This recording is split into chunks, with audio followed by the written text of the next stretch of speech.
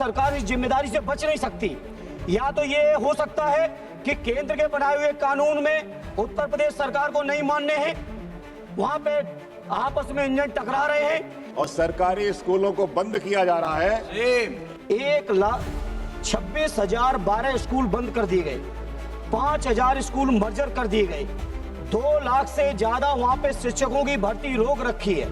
शराब की दुकानें पास और स्कूल दूर, क्या यही है आपकी प्राथमिकता? छात्रों को लैपटॉप दिए जा रहे थे और आज मदरसाएं दी जा रही हैं। गांव के स्कूलों को मर्ज करके बच्चों को 2-2, 3-3 किलोमीटर दूर भेजने की साजिश की जा रही है। 27,000 से ज्यादा दारू की दुकानें उन इलाकों में खोल दी गई सभापति जी। कम छात्र संख्या के आधार पर तोड़ा जा रहा है और बंद किया जा रहा है। बहुत बहुत धन्यवाद सभापति जी। सभापति जी, मैं अपनी पार्टी के माननीय सदस्य नरेश उत्तम जी और माननीय सदस्य नीरज मौर्य जी की बात से अपने को जोड़ते हुए ये कहना चाहता हूँ, बाबा साहब भीमराव अम्बेडकर जी ने कहा कि जिस समाज को कमज़ोर करना उसको शिक्षा से वंचित कर दो। मैं समझता हूँ उत्तर प्रदेश की सरकार समाज के दलित, पिछड़े, आदिवासी, मजदूरों, किसानों, बुनकरों, छोटे छोटे गरीबों के परिवारों को मुख्य धारा से दूर करने के लिए शिक्षा से वंचित करते हुए जा रहे हैं। सभापति जी, आज़ादी के जहां हम अमृतकाल मना रहे हैं, वहीं उत्तर प्रदेश के अंदर एक अलग तरह का सामंतवाद है, जहां हम लोग शिक्षा के अधिकार अधिनियम के तहत हमको ये कानूनी बाध्यता है कि हर बच्चे को शिक्षा उपलब्ध कराई जाए। वहीं उत्तर प्रदेश के अंदर बड़ी विडंबना है, 1,26,012 स्कूल बंद कर दिए गए, 5,000 स्कूल मर्जर कर दिए गए, 2 लाख से ज्यादा वहां पे शिक्षकों की भर्ती रोक रखी है। जहां शिक्षा से वंचित किए जा रहे हैं गरीब लोग, पीड़ित परिवार के लोग, दलितों के लोग, वहीं 27,000 से ज्यादा दारू की दुकानें उन इलाकों में खोल दी गई सभापति जी। इसलिए सभापति जी, मेरा आपके माध्यम से, चूंकि इस बजट में केंद्र सरकार का भी पैसा है, इसलिए केंद्र सरकार इस जिम्मेदारी से बच नहीं सकती। या तो ये हो सकता है कि केंद्र के बनाए हुए कानून में उत्तर प्रदेश सरकार को नहीं मानने हैं, वहां पे आपस में इंजन टकरा रहे हैं, लेकिन टकरा रहे तो टकराते रहें, लेकिन उत्तर प्रदेश से गरीब, किसान, पिछड़े, आदिवासियों, दलितों के जो बच्चों की शिक्षा से वंचित किया जा रहा है, यह उत्तर प्रदेश का जनमानस स्वीकार नहीं करेगा। एक मिनट सभापति खत्म करें। इसीलिए हमारे नेता आरडी अखिलेश यादव जी, जिनको पूरा देश पीढ़ी के नायक के तौर पे जानता है, उन्होंने घोषणा कर दी है, अगर सरकार स्कूल बंद करेगी तो हम पीढ़ी पाठशाला चलाकर उत्तर प्रदेश के गरीबों को शिक्षा देने का काम करेंगे और हम लोग आंदोलन के रास्ते पर जाएंगे, लेकिन स्कूल बंद नहीं होने देंगे। ये मैं इस मौके पर कहना चाहता हूं। बहुत बहुत धन्यवाद। आपने लोक महत्व के महत्वपूर्ण विषय पे हमें अपनी बात रखने का अवसर दिया। डॉक्टर बाबा साहब अम्बेडकर ने कहा था कि शिक्षा शेरनी का वो दूध है जो पिएगा वो दहाड़ेगा। लेकिन बहुत अफसोस के साथ कहना पड़ रहा है कि उत्तर प्रदेश के अंदर सरकारी स्कूलों की दुर्दशा है और सरकारी स्कूलों को बंद किया जा रहा है। उत्तर प्रदेश में जब माननीय अखिलेश यादव जी थे तो छात्रों को लैपटॉप दिए जा रहे थे और आज मदरसाएं दी जा रही हैं। मान्यवर, हम जिस क्षेत्र से आते हैं, आंवला लोकसभा से, आंवला लोकसभा ग्रामीण क्षेत्र की लोकसभा है।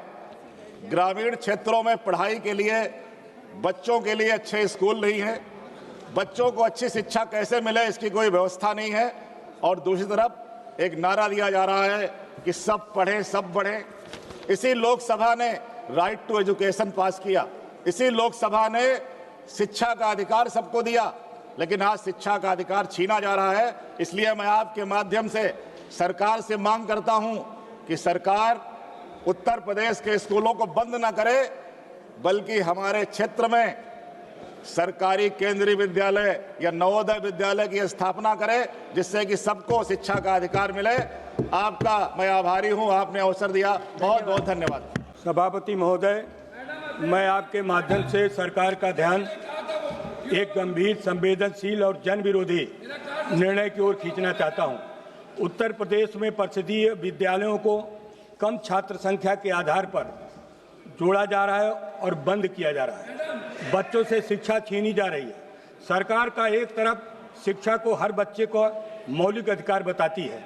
दूसरी तरफ गांव के स्कूलों को मर्ज करके बच्चों को 2-2, 3-3 किलोमीटर दूर भेजने की साजिश की जा रही है।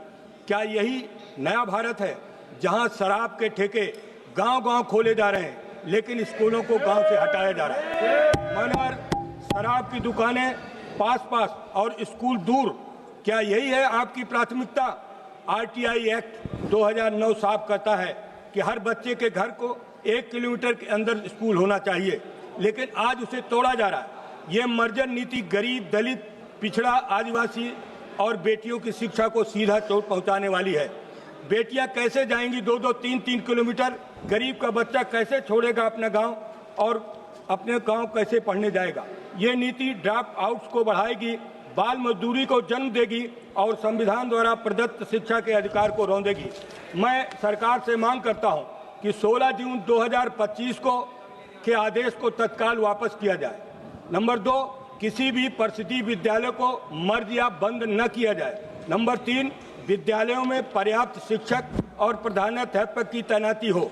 नंबर 4, शिक्षकों में गैर शैक्षणिक कार्य न लिया जाए और केवल उनसे पढ़ाने काम किया जाए। सभापति महोदय, आज जब सरकार बेटी बचाओ बेटी पढ़ाओ का नारा देती है, उसी बेटी को स्कूल से दूर भेजने की नीति बनाना एक गंभीर विडंबना है। महोदया, मैं आपसे आग्रह करता हूं कि ये विषय संसद में गंभीरता से लिया जाए और उसके गांव में हर बच्चे को शिक्षा का अधिकार दिया जाए। धन्यवाद। सभापति महोदया, बहुत बहुत धन्यवाद आपको। महोदया, हमारा जो शिक्षा का अधिनियम है, निःशुल्क और अनिवार्य बाल शिक्षा अधिकार अधिनियम 2009, इसके साथ साथ संविधान के अनुच्छेद 21A के अंतर्गत देश के प्रत्येक 6 वर्ष से 14 वर्ष तक के बच्चों को निःशुल्क शिक्षा की व्यवस्था करने का काम किया गया।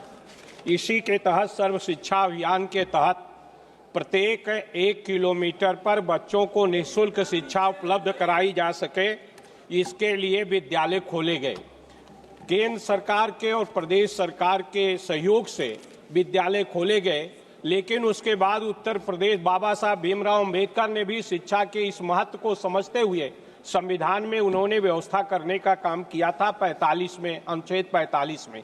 लेकिन आज उत्तर प्रदेश में लाखों लाख विद्यालय जो प्राइमरी विद्यालय हैं वो बंद किए जा रहे हैं, जिससे गरीब बच्चों की पढ़ाई कमजोर होगी, नहीं पढ़ पाएंगे। साथ साथ जो वहां पर कार्यरत रसोइया हैं उनका भी रोजगार छिनेगा, शिक्षा मित्र का रोजगार छिनेगा। इसलिए आपके माध्यम से मैं ये मांग करता हूँ माननीय श्री नरेश उत्तम जी, माननीय धर्मेंद्र यादव जी के साथ अपने को जोड़ते हुए मैं ये मांग करता हूं कि उन प्रदेश केंद्र की सरकार ये सुनिश्चित करे कि उत्तर प्रदेश में वो विद्यालय बंद न किए जाए। धन्यवाद।